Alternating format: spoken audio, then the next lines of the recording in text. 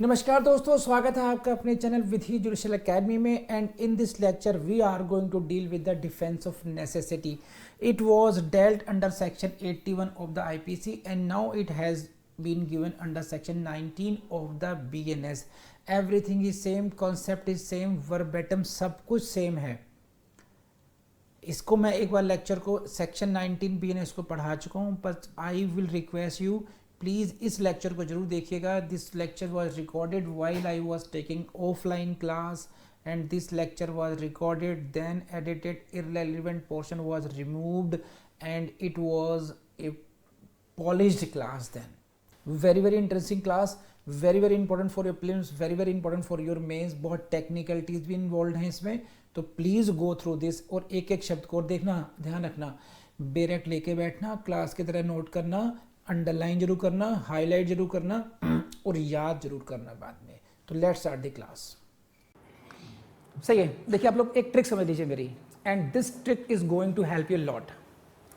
And trick is this: you should divide your syllabus into two parts. Divide your syllabus into two parts. First part is factual part and second part is conceptual. Concepts जो हैं, जैसे हम लोगों ने section 80 पढ़ा या culpable homicide murder पढ़े, उसका जो कॉन्सेप्ट है वो एक बार मैंने समझा दिया, आपको याद रहेगा. What you forget? You forget the factual informations. You forget the name of the case law. You may remember the facts of the case, कि हाँ उस केस के ये फैक्ट थे, but you may forget the name exactly, what was the name of the for, है कि नहीं है? And it impacts your result, final result. So if we divide the syllabus into two category, factual part and conceptual part, then you can constantly revise your factual part, because उन दोनों को तैयार ready करने का तरीका एकदम different है. For concept clarity you need to study thoroughly. एक बार पढ़ लिया, समझ में आ गया, it is forever with you now. जैसे हम लोगों ने साइंस में पढ़ा Newton's law.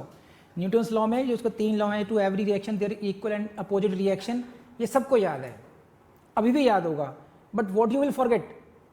You will forget the units, जो न्यूमेरिकल फॉर्मूलाज यूज़ किए गए थे न्यूटन के द्वारा, हम वो भूल चुके होंगे.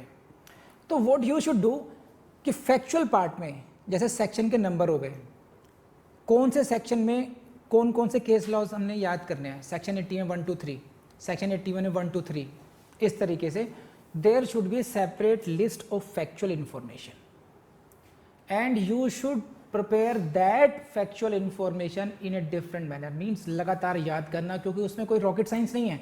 उसमें उन फैक्ट्स को आप लोगों ने केवल इस तरीके से याद करना है कि आपके दिमाग में हमेशा वो कभी पूछें वो. और उसका सबसे बढ़िया तरीका ये है कि आप इतना बड़ा रजिस्टर बनाने की कोई ज़रूरत नहीं है. आप उसके लिए स्पाइरल डायरी आती है, छोटी वाली पॉकेट डायरी, जिसे अपने पॉकेट में रख सकते हो आप.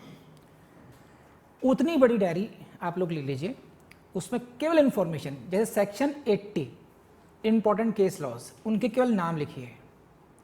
No wherever you are, आप मेट्रो की उसमें जा रहे हैं, मेट्रो का वेट कर रहे हैं, I think with in 1 minute आप एक पेज तो पढ़ ही लेंगे आप. Just you see it. If you keep on watching this, केवल देखते रहेंगे आप लोग 12 उस इन्फॉर्मेशन को, तब भी आपको बहुत ज़्यादा याद हो जाएगा वो. Res judicata is based upon following 3 maxims 1 2 3. उन मैगजीम्स को रिप्रोड्यूस करना में इनसे बहुत मुश्किल पड़ता है, याद होती नहीं आसानी से, लेकिन अगर वो डेली रूटीन में बना लेंगे आप.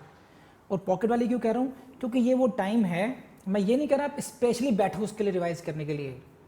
When ever you have the time, but you can't take out the book. आप किताब नहीं ले सकते. आप ऑफिस में बैठे हैं, आप ऑफिस में जॉब अपने उसको भी दिखाना है कि आप कुछ काम कर रहे हैं, तो छोटी सी पॉकेट डायरी में नो वन विल कि भी हाँ आप क्या देख रहे हो. आप बहुत जगह हो सकता है इनकन्वीनियंट हो, रेलवे स्टेशन है, आधे घंटे ट्रेन की देर करने इंतजार कर रहे हैं, कहीं भी लाइन में लगे हुए हैं आप. It is very easy to revise from that pocket diary and I have done this. आप करके देख लीजिए, आपकी परफॉर्मेंस में एटलीस्ट 25% इम्प्रूवमेंट हो जाएगा just because of this. Just आप रिवाइज कीजिए. जैसे मान लीजिए आप क्लास में थोड़ा जल्दी पहुंच गए, अब 5-7 मिनट के लिए क्या किताब निकालें, आप पॉकेट डायरी पढ़ सकते हैं. या सोने का मूड है आपका, अब इतनी भारी किताब उठा करके वैसे मूड मन नहीं है आपका, लेकिन आप एक पॉकेट डायरी में हाथ में आ सकता है, पाँव में आ सकती है आपकी, यू कैन सी इट के name of case laws at least. तो this will help you lot. जिन लोगों का टारगेट सिर्फ 1 साल के अंदर क्वालिफाई करना है उनके लिए तो मस्ट है, और जिनके लिए पंचवर्षीय योजना है बनी है वो अभी 8-10 दिन बाद इसे विचार करना शुरू करें और फिर सोचें कि उन्होंने करना है नहीं करना। तो आपको देखना है कि 1 ईयर प्रोग्राम में जाना है आपको या 5 ईयर प्रोग्राम में जाना है, and it is going to very very useful for you if you are opting for 1 year programme. I am telling you again again repeatedly, I say judiciary की तैयारी के लिए you don't need more than 1 year, but that 1 year must be completely 1 year then with full thrust, with full dedication and consistency। ऐसा नहीं कि आज है और कल नहीं है। 1 year into 8 hours per day study, 8 hours is more than enough on an average। 8 से 9 घंटे की डेली की स्टडी से ज़्यादा ज़रूरत नहीं है आपको। वो ऐसे नहीं कि 15 मिनट पढ़ लिए, 15 मिनट व्हाट्सएप पर लगा दिए और फिर काउंट कर लिए पूरे घंटे सारे, ऐसे नहीं। आपकी सिटिंग 8 घंटे की नहीं, आपका रियल स्टडी टाइम 8 से 9 घंटे का होना चाहिए।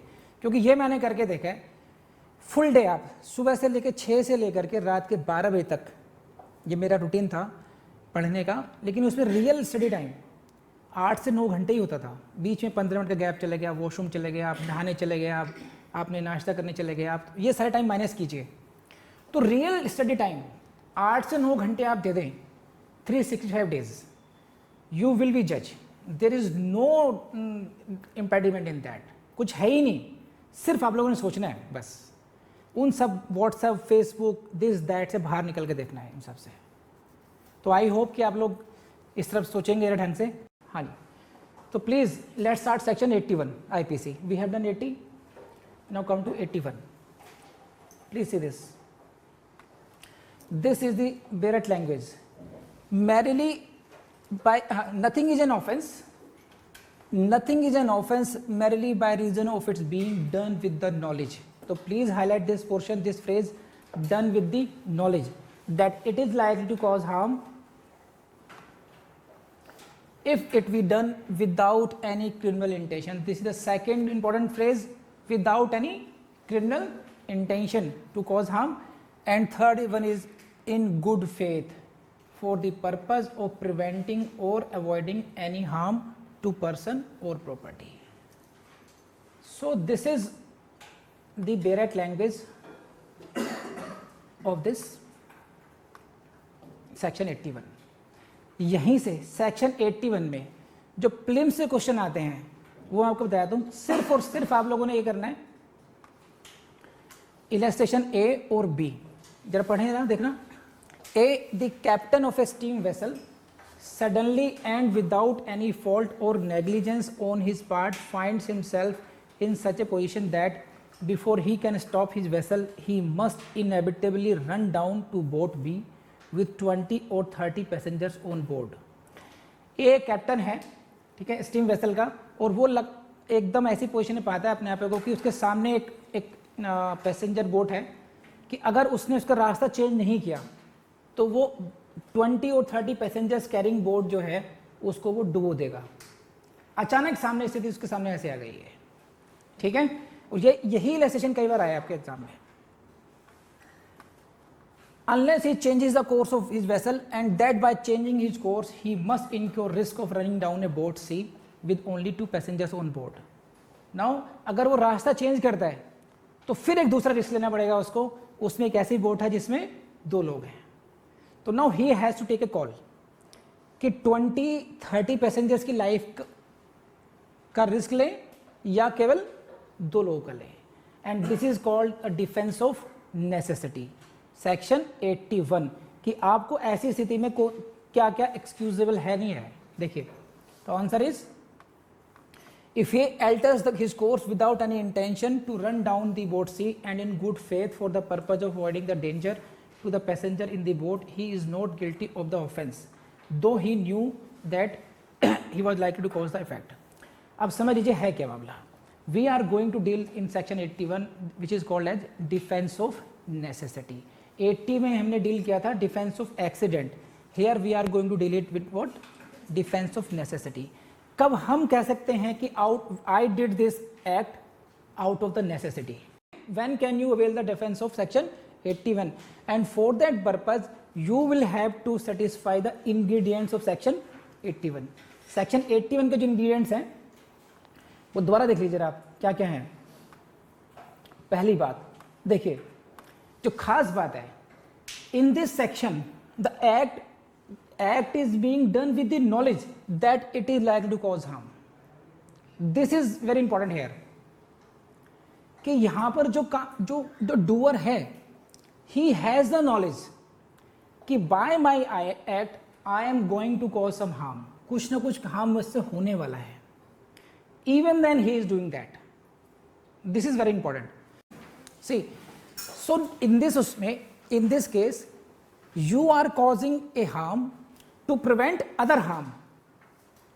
Now you will have to justify. It is a question of fact now, and for that purpose you will have to go to explanation. What it says, it is a question of fact in such a case whether the harm to be prevented or avoided was of a such a nature and so imminent as to justify or excuse the risk of doing the act with the knowledge that it was likely to cause harm.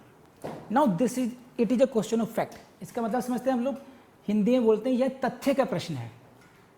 ये किसका प्रश्न है? तथ्य का. और तथ्य कहाँ रहता है? किस मोहल्ले में रहता है? ये किसका प्रश्न है? ऐसा मत समझना. This is a question of fact in such a case means what, because facts very case to case. You will have to see in the circumstances of each case. हर केस के फैक्ट्स अलग हैं. हर case में आप ये देखेंगे कि वेदर इट वाज जस्टिफाइड और नॉट, कि जो हार्म आप बचा रहे हैं. आप ऐसे तो नहीं है, अगर प्रॉपर्टी के हार्म की बात कर रहे हैं कि आप 1 लाख रुपए की प्रॉपर्टी को बचाने के लिए आप 20 लाख की प्रॉपर्टी का रिस्क ले रहे हैं, then you will not get the benefit of section 81. You will have to justify it कि जो हार्म आप कर रहे हैं वो कौन से बड़े हार्म को बचाने के लिए कर रहे हैं. आप जिस नुकसान की भरपाई आप रोकना चाहते हैं वो उससे कम है या ज़्यादा है. और ये एक तथ्य का प्रश्न है. It is a question of fact in such a case. It means what court will see in case number 1 what are the circumstances, whether he justified or not. Now case number 2, different cases, different circumstances, parameters may change. Case number 3, तो case to case it will differ. तो इन such things हम लोग legally इसको बोलते हैं it is a question of fact. इसका कोई fix formula नहीं हो सकता. It will be judged by the court according to the circumstances of the case. So it is a question of fact in such a case, क्या whether the harm to be prevented, जिस harm को आप prevent करना चाह रहे हैं, was of such a nature and so imminent, कि वो इतना ऐसी नेचर की प्रकृति का था या इतना इमिनेंट था कि वो जस्टिफाई कर सके आपके रिस्क को. जैसे इस वाले केस में, जो जलियान वाला केस है, इसमें what was the risk? Risk was of the life of 20 और 30 पैसेंजर्स. तो it was of such a nature and so imminent that it justified the risk of 2 और 3 passengers. Are you getting this point? अगर ये बात समझ में आ गई तो प्लीज रेज हैंड. सेक्शन 81 की जो सोल है वो मैंने आपको एक्सप्लेन कर दिया है. This is called defence of necessity. Question कैसे आएगा? सेक्शन 81 की हेडिंग से आ जाएगा. ऐसे कुछ इलस्ट्रेशन देख लेते हैं आप लोग. An illustration of the cases following under this category arises when a doctor has a choice in killing of child and killing of the mother delivering the child. आपने देखो, फिल्मों में देखा होगा, either we can save the mother और we can save the child. If the doctor acting in good faith to save the mother kills the child, he would be justified under this section. So now there is choice. अब ध्यान रखना, doctor के लिए ऐसा नहीं आप हमेशा 87, 88, 89 में भागेंगे.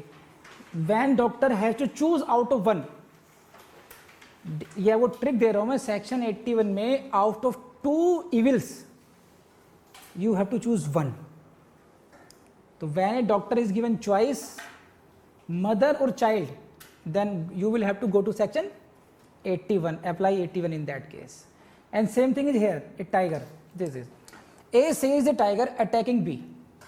A sees a tiger attacking B.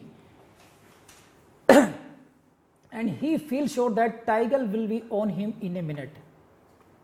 A shoots the tiger fully knowing that B and the tiger are so close that he might kill B and not the tiger. समझ रहे हैं आप बात? मैंने देखा कि एक टाइगर आप पे झपट्टा मारने वाला है, आपको करने वाला है, और आप इतने क्लोज आ चुके हैं कि टाइगर आपको खा ही सकता है, और मैंने भी अगर शूट किया, मेरी इंटेंशन क्या है कि टू सेव यू, तो there is no any criminal intention. I am acting in good faith for your benefit, but I also know that I may inadvertently shoot you also. So again, this is the case of necessity. Necessity arises because of what? Attack of tiger. A sees tiger attacking B. समझ में आई बात? A ने क्या देखा? B पर कौन आक्रमण कर रहा है? हमला टाइगर कर रहा है. And he feels sure that tiger will be on him in a minute. Within 1 minute, that tiger will be on B. A shoots the tiger. This is important, fully knowing that B and tiger are so close that he might kill B and not the tiger. So don't get confused. I am saying again and again, because in this case the accused who is seeking the defense has the knowledge factor that by my act I may cause harm to the intended victim, जिसको save करना चाहता हूँ मैं. This is समझ में आई बात आपको? Now please go to the case of Bishambar versus Roomlal. पढ़िए रहा, बिशंबर वर्सेस रूमलाल. देखिए, very important case. The complainant was taken round the village with blackened face and was given shoe beating under the orders of the accused who were members of the panchayat. Here accused persons are the members of panchayat. Panchayat का member है, उसके order से एक व्यक्ति को मुंह काला करके गांव में घुमाया गया था and he was given shoe beating, जूतों से मारा गया था. समझ रहे हैं बात? जिस पर ये प्रोसिक्यूशन चल रहा है. Because the complainant had molested this girl in consequence of which about 200 members of that community armed with lathis collected together and determined to punish the complainant caught hold of him. अब समझिए बात ये, the accused were prosecuted under section 323 and 506 of penal code. मैं आपको हिंदी में समझाता हूँ, अले आराम से इसको समझिए कि I am the panchayat member, I am the panchayat member and you are the complainant. I am accused, मुझ पर आपने प्रोसिक्यूशन किया, आपने, you are the complainant. आपका आरोप क्या है कि मेरे ऑर्डर से आपको पूरे गांव में मुंह काला करके घुमाया गया, जूतों से पिटाई की गई. And this is my offence comes because of this section 323/506. तो I am facing the prosecution for causing hurt with this intimidation, criminal intimidation. Are you getting this point? What is my defence? I am trying to take the benefit of section 81 कि I did it, मैंने order दिए इसको, yes he should be beaten, इसका ऐसा होना चाहिए, मुंह काला कर घुमाया जाना चाहिए, but that was out of necessity. What was the necessity? That because he was having the charge that in this case में complainant है, लेकिन उस केस में क्या, complainant had molested a girl and in consequence of which about 200 members of that community armed with lathis collected together and determined to punish the complainant caught hold him. 200 लोगों ने जिनके हाथ में लाठी थी, उस कम्युनिटी की जिसकी लड़की को इन्होंने मोलेस्ट किया था, उन्होंने इसको घेर लिया था. नाउ कंपल्शन क्या था? इसको मरने दिया जाए या इसके छोटे पनिशमेंट के द्वारा इसको वहां से निकाला जाए. इसको समझ रहे हैं बात? Held that since the accused had intervened in good faith without any criminal intention in order to save the complainant from the serious consequences, he is entitled to the benefit of 81. तो मेरे पास एक ही choice थी, either I let him be beaten by that crowd, और हो सकता है उसे मर भी जाता है. Therefore, out of a trick, I evolved this he should be given this punishment. Although this ये अपने आप में मुंह काला करके घुमाना, जूतों से पिटाई कराना, ये भी एक ऑफेंस है, but it was done out of necessity.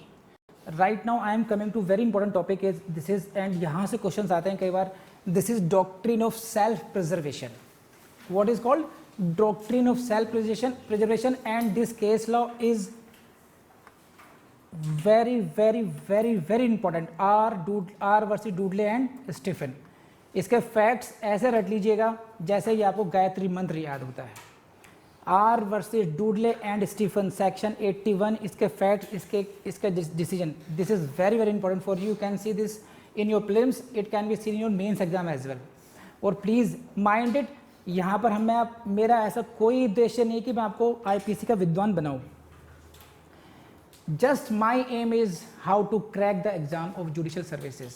Judicial exam कैसे क्वालिफाई करना है, वो उसी की टिपिकल अप्रोच है. How to face the prelims, how to face the mains exam, और उसी तरीके से हम लोगों ने पढ़ना है. ये doctrine of self preservation. The question is how far the necessity of preservation of one's own life justifies the causing of harm to an innocent person. Question ये है कि मुझे अगर खुद की लाइफ को सेव करना हो तो how far I am justified to kill some other person. How far the necessity of preservation of one's own life justifies the causing of harm to an innocent person. कि एक अगर innocent person की जान लेने का कहाँ तक हक है अगर मुझे खुद को बचाना हो तो. देखिए, R versus Dudley and Stephen. 3 adults, namely Stephen, Dudley and Brooks, and a boy, namely Parker, were cast away in a storm on the high seas and were compelled to sail on an open boat. 4 लोग हैं. There are 4 persons: Stephen, Dudley and Brooks, SDB, and a boy namely Parker. 3 adults, 1 boy. Stephen, Dudley, Brooks and Parker. क्या हुआ उनके साथ? एक तूफान में फंस गए. And now these 4 persons are in a open boat on the high seas, मतलब in the deeper part of the sea. Got it? After sailing for a few days, they had no food or water in the boat, and after 18 days, Dudley suggested to Brooks to sacrifice the boy. 18 दिन हो गए भूखे, जो था खाने पीने का सामान वो खत्म हो चुका, और एट लास्ट उनको यही समझ में आया कि अगर सरवाइव करना है, जिंदा रहना है अगर, तो इस बच्चे को, पार्कर को हम लोग मार देते हैं, उसके मांस को खा करके हम लोग सरवाइव कर जाएंगे. 18th डे में this was the suggestion of Dudley to Brooks, but Brooks disagreed. 2 दिन और निकल गए. अब on the 20th day Dudley with the consent of Stephen but not of Brooks killed the boy, but all the 3 fed up upon the boy for 4 days when they were picked up. समझ में आ गई बात? Brooks ने कभी उसको consent नहीं दिया, लेकिन उसने खाया उसने भी, और 4 दिन तक उन्होंने, इमोशनल हो गए कुछ लोग, 4 दिन तक उन्होंने उसके मांस पर सर्वाइव किया, और चौथे दिन वो तीनों जो 3 एडल्ट्स हैं दे वर पिक्ड अप. तो क्वेश्चन यहाँ पर ये आया, उनका डिफेंस ये था कि मेन ये था कि अगर हमने इसे नहीं मारा होता तो हम भी मर जाते. We did this for self preservation. It was found that boy was in a weaker condition and like to die earlier than them. If the sailors could not have fed upon the boy they would not have survived, and that there was no chance of saving life except by killing someone for others to eat. ये है कि अब वो बच्चा खुद भी जल्दी मरने वाला था वो, और हमारे पास कोई दूसरा रास्ता नहीं था कि अगर हम इसको नहीं खाते तो हम भी मर जाते. तो it was out of necessity. तो what these accused persons are pleading? Defence of necessity. अगर ये फैक्ट समझ में आएंगे तो बताइए. तो now question before the court is this, whether out of necessity can one person be justified in killing others. यहां पर क्या है? सेल्फ प्रिजर्वेशन है. हेडिंग क्या था इसका? Doctrine of self preservation. In this case, it was held that there was no such necessity as could justify the accused in killing the boy, and therefore they were guilty of murder. समझे आप? तो this was the case of murder, and out of no necessity, no necessity can justify the killing someone for self preservation. अब देखो बहुत अच्छी line आएंगी, आपको use कर लें तो बहुत अच्छी बात है. आपको इन लाइंस को रटने की जरूरत नहीं है, but these lines if you remember can help you in writing very good answer in mains. What? To preserve one's life is generally speaking a duty, but it may be the plainest and the highest duty to sacrifice it. समझिए क्या बात है, अपनी life को बचाना ये आपका कर्तव्य हो सकता है, लेकिन एट टाइम पर ये हाईएस्ट ड्यूटी हो सकती है इसको सेक्रीफाइस करना। अपनी जान को सेक्रीफाइस करना में भी ये हाईएस्ट ड्यूटी, परम कर्तव्य हो सकता है आपका, एक टाइम ऐसा भी आ सकता है। What law recognise that you can sacrifice your life, but law does not recognise that you can take life for your life, because जो हमारी सोसाइटी है वो हमें यही सिखाती है कैसे कि duty in case of shipwreck of a captain to his crew. Titanic देखी होगी आप लोगों ने, जब तो कुछ लोग अपना वायलिन बजा रहे हैं, जो उसका कैप्टन है पहले वो और लोगों को बचाने की कोशिश करेगा, he will sacrifice himself, he will try to save the other passengers to his maximum. करेगा नहीं करेगा? ऐसे ही है सब बहुत कुछ। तो ये कह रहे हैं कि इस तरीके से जब वॉर में है तो पहले सोल्जर खुद को सेक्रीफाइस करता है। तो जो हमारी सोसाइटी है, ह्यूमन बीइंग की सोसाइटी, वो ये सिखाती है कि if it is so you sacrifice yourself. You cannot say कि I am for preserving myself I killed him, it was out of necessity, कि मैं किसी और ऐसे बच नहीं सकता था, अरे तुम खुद को मार देते, it was expected from you. So this is case of R versus Dudley and Stephen, and this is the case. आपसे क्वेश्चन कैसे पूछा जाएगा? Which out of the cases is related to section 81? Name is Dudley versus Stephen. याद रखिएगा इसको। अब कुछ question देख लीजिए आप इसमें, देखिए जस्ट आए हुए हैं सीधे। The principle of just necessity is incorporated as an exception to criminal liability under which section? Section 81। तो सिर्फ और सिर्फ आपको हेडिंग से क्वेश्चन आ गया प्रीलिम्स का, कर लेंगे आप लोग।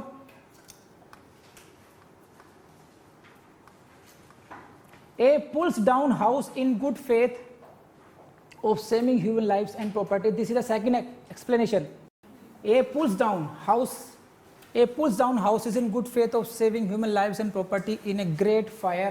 In this case, which of the following statements is correct? A has committed no offense. Why? क्योंकि अगर मैंने वो घर गिरा दिया तो अब जो फायर है वो स्प्रेड नहीं होगी, वो तो जिस घर को मैं गिरा रहा हूँ उसकी प्रॉपर्टी का तो नुकसान हुआ, but I saved many other houses from the conflagration of fire. और ये डायरेक्ट क्वेश्चन आया है दिल्ली एपीपी के एग्जाम में आया ये, यूपी दिल्ली में। And next question, in which of the following cases necessity under 81 can not be pleaded as? Prevention of harm to the accused at the expense of the innocent person. Doctrine of preservation discuss किया जो हमने, हाँ है ना, कर लेंगे आप। X and Y swimming in the sea after shipwreck got hold of a plank.